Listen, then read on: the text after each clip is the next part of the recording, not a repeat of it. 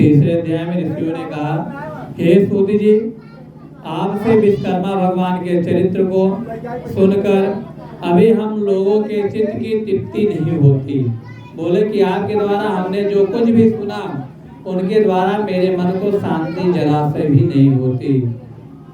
जैसे देवताओं को अमृत से तृप्त नहीं होती, कहा है जिस प्रकार से देवताओं को अमृत प्राप्त हुआ था तब भी उनकी तृप्ति नहीं हुई थी, उनकी मनोकामना नहीं पूरी हुई थी, उसी प्रकार से हम लोगों की भी तृप्ति नहीं हो रही, हमारी भी मनोकामना पूर्ण नहीं होती। इस समय भगवान के चरित्र को सुनने की इच्छा ऐसी बढ़ रही है जैसे हविष्य देने से अग्नि की वृद्धि होती है। कहा गया कि जब सूत जी ने ऋषियों को श्री विश्वकर्मा भगवान की कथा का वर्णन बताया तो ऋषियों के अंदर एक ऐसी प्यास जाग गई जो बुझने का नाम ही नहीं ले रही थी। कहा गया जिस प्रकार से अग्नि में घी डालने पर अग्नि और तेज जलना प्रारंभ हो जाते, ठीक उसी प्रकार से ऋषियों को लगा हुआ प्यास वह और बढ़ जाता है। कहते हैं हमें और सुनाइए। श्री सूत जी ने कहा, हे मुनि सत्तम, जगत गुरु सच्चिदानंद भगवान श्री विश्वकर्मा के सुमनोहर कथा को सावधान होकर आप लोग सुनिए। कहा गया कि श्री विश्वकर्मा भगवान की कथा को बड़े विधान पूर्वक शांति पूर्वक आप लोग सुनिए। पूर्व काल में ब्रह्मगद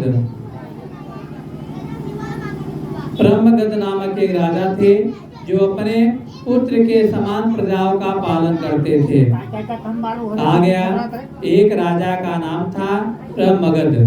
ब्रह्मगद नामक जो राजा थे वो अपने पुत्र को जो है अपने प्रजा को पुत्र के समान मानते थे। आलस त्याग करके धर्म कार्य किया करते थे, उनके अंदर जरा सा भी आलस नहीं थी। ऐसे वह राजा थे।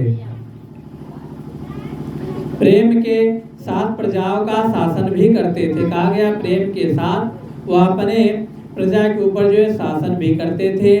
तलवार आदि शस्त्र से कभी शासन नहीं किया।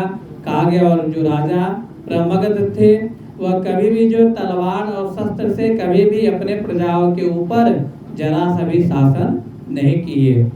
दरिद्रता से दुखी मनुष्य मेरा शासन मानेंगे।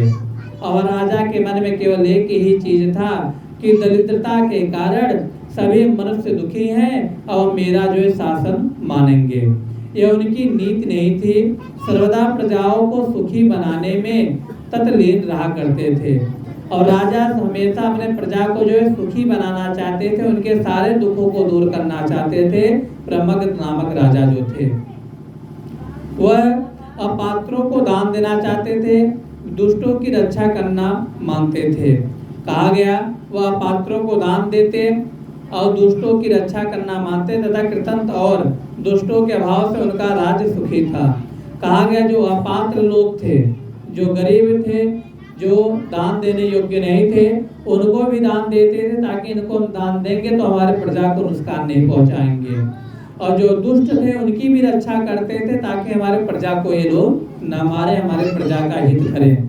इस प्रकार से वह सभी का जो है सुखी रखते थे, सभी का जो है पालन करते थे राजा। उनके कमल के समान आंख वाले साक्षात सती स्वरूपा विदुषी, धर्म कर्म और व्रत करने में श्रद्धा रखने वाली कमला नाम की स्त्री थी। कहा गया राजा की एक पत्नी थी जिसका नाम कमला था। वह आंख वाली थी, साक्षात सती थी, स्वरूपा विदुषी थी, हर एक गुण में जो है गुणवान थी, मर्यादा हित थे, सब कुछ था। उस प्रजापालक धर्मात्मा राजा के शरीर में दुर्भाग्यवश बहुत कष्ट देने वाला कुष्ठ रोग हो गया। कहा गया कि राजा के शरीर में उनके त्वचा पर एक कुष्ठ रोग हो गया जो अनेक प्रकार के कष्ट देने वाला था। अनेक चिकित्सा करने पर भी वह रोग दूर नहीं हुआ। कहा गया जो कुष्ठ रोग हुआ था अनेक प्रकार का निवारण किया गया परंतु वह जरा सा भी दूर नहीं हुआ। रोग से पीड़ित राजा बहुत दुखी हुआ। ऋषियों ने कहा, हे सुदर्शन, आपकी आज्ञा से शासन करने वाले महात्मा राजा को यह पाप रोग कैसे हुआ? ऋषियों ने सूत जी से कहा कि हे सुदर्शन, आपकी आज्ञा से जो राजा था, जो शासन करने वाला था, प्रजा का देख रेख करने वाला था और प्रजा को अपने पुत्र के समान मानने वाला ऐसा राजा था, तो उसे इस प्रकार का रोग कैसे हुआ, इस प्रकार का दुख उसे कैसे हुआ? ऐसे धर्मात्माओं को भी जब रोग हो जाता है तब फिर संसार में धर्म पर कौन विश्वास करेगा। तो ऋषियों ने कहा सूत जी से कि जो राजा थे वो बड़े धर्मवादी थे, अपने धर्म को मानने वाले थे, परंतु जब राजा को ऐसा रोग हो गया तो अपने संसार पर कौन विश्वास करेगा, बताइए। तो सूत जी ने कहा वह राजा पहले नास्तिक मत का विचार करता था। तो सूत जी ने कहा जो प्रमगध नामक राजा थे पहले के समय में वह नास्तिक था, वह किसी को मानने के लिए तैयार ही नहीं था, वह सबको जो है नास्तिक कह रहा था, स्वयं नास्तिक भी था। लोगों के उपदेश को करता था कि वह संसार अनादि है, इसका रचयिता विश्वकर्मादि कोई नहीं है।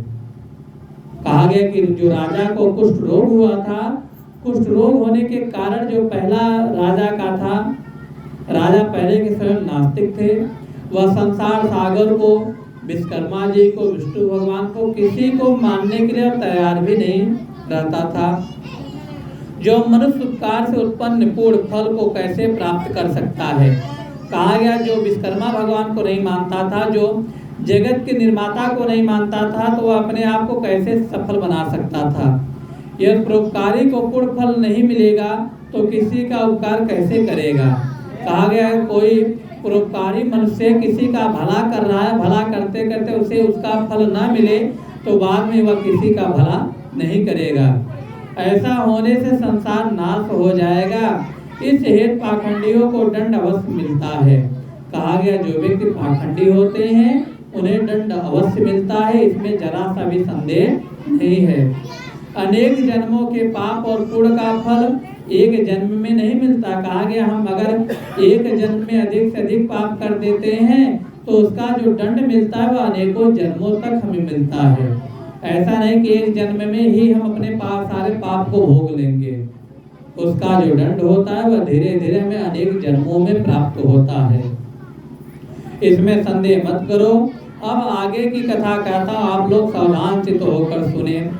राजा को अत्यंत खिन्न देकर दुखी मन से रानी ने कहा कि हे राजन, महातेजस्वी पुरोहित उपमन्यु जी भी आग की बीमारी से अंधे हो गए थे। रानी जी राजा से कहे कि एक महातेजस्वी एक पुरोहित थे, एक पंडित थे, वह उपमन्यु जी थे, उनका नाम था उपमन्यु जी। वह आग की बीमारी से अंधे हो गए थे, वह आंख की बीमारी से अंधे हो गए थे। उपमन्यु पुरोहित के ज्ञान बल से अमावस्या के दिन व्रत कर भगवान विश्वकर्मा की पूजा करना ठीक समझा। कहा गया उपमन्यु जी जो थे वो अपने ज्ञान के द्वारा अमावस्या के दिन जो है श्री विश्वकर्मा भगवान का जो है पूजा करना ठीक समझा और उस दिन जो है विश्वकर्मा भगवान का पूजन किया। पूजन के बाद पूजन के दिन उपमन्यु पुरोहित के एक शाम फलाहार किया और वह एक शाम जो है भोजन करते थे और सभी कर्मों को छोड़कर भगवान विश्वकर्मा की पूजा करना प्रारंभ किया। अपने सारे काम को छोड़कर, सारे क्रियाओं को छोड़कर वह श्री विश्वकर्मा भगवान के पूजा को किए और उसी व्रत के प्रभाव से उनको दिव्य दृष्टि हो गई और श्री विश्वकर्मा भगवान का जब पूजा कथा करना प्रारंभ किए तो उन्हें भगवान की माया से उन्हें दिव्य दृष्टि प्राप्त हो गई। वो अपने दिव्य दृष्टि से सभी को देखना प्रारंभ कर दिए। जो आज वृद्धावस्था तक उनकी दृष्टि जो कि त्यों है। कहा गया उनकी आज भी दृष्टि पहले की जैसी बनी है। हे महाराज, मैं निप्र भाव से प्रार्थना करती हूँ। रानी राजा से कहते हैं कि मैं आपसे हाथ जोड़कर जो है प्रार्थना करती हूँ कि आप भी जो है श्री दीन पालक भगवान विश्वकर्मा की शरण में जाएं, आप भी जो है विश्वकर्मा भगवान की पूजा करें। राजा ने कहा हे प्रिय, तुमने ठीक कहा, इसको सुनकर मेरे चित्त में बहुत उत्साह हो रहा है। राजा ने कहा कि हे रानी, आपने जो कथा मुझे बता दी उपमन्यु पुरोहित जी की, यह कथा सुनने के बाद भी मुझे जो है हमारे अंदर अलग खुशी उत्पन्न हो रही है, अर्थात यह पूजा करने का मेरा मन कह रहा है और निश्चय है यह काम भगवान विश्वकर्मा की कृपा से अवश्य सफल होगा। बोले अगर मैं श्रद्धा पूर्वक भगवान का पूजन कर लूंगा तो मुझे जो है कुष्ठ रोग से बीमारी से भी मुक्ति मिल जाएगी। यह चित्त के उत्साह से ही मालूम होता है। सूत जी ने कहा ऋषियों से कि उसी दिन से वह राजा प्रत्येक अमावस्या को विश्वकर्मा भगवान का पूजन सभी कार्यों को छोड़कर करने लगा और उसी अमावस्या से ही वह राजा जो है विश्वकर्मा भगवान का पूजा करना प्रारंभ कर देता है। और पूजन के प्रभाव से राजा शीघ्र ही कुष्ठ रोग से मुक्त होकर सुवर्ण सदृष्ट दिव्य शरीर वाला हो गया। और कहा गया जैसे ही राजा अमावस्या के दिन भगवान का पूजा पाठ करना प्रारंभ किए विश्वकर्मा जी का, धीरे धीरे ऐसी स्थिति बन गई उनका कुष्ठ रोग दूर हो गया। और कुष्ठ रोग दूर होने के बाद उन्हें सुंदर शरीर मिला, सुंदर त्वचा मिला और सुख पूर्वक राजा भोग करने लगा। उस समय से वे राजा भगवान विश्वकर्मा के चरण कमल में भौरे के समान लीन रहने लगे। भौरे की जिस प्रकार से भौरा एक पुष्प पर सदा वह फूल पर जो है भ्रमण करता रहता है, लीन रहता है फूल के चक्कर में, उसी प्रकार से जो है राजा ब्रह्मगद्ध जो थे वह विश्वकर्मा भगवान के पूजा में लीन हो गए।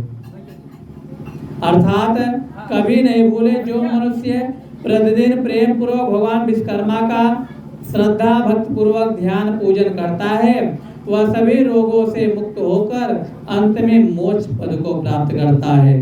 कहा गया जो व्यक्ति श्रद्धा पूर्वक अपने मन से प्रेम पूर्वक विश्वकर्मा भगवान का पूजा पाठ ध्यान करता है वह सभी रोगों से छोड़ करके वह सुखी होकर अंतकाल में वैकुंठ लोक को जाता है।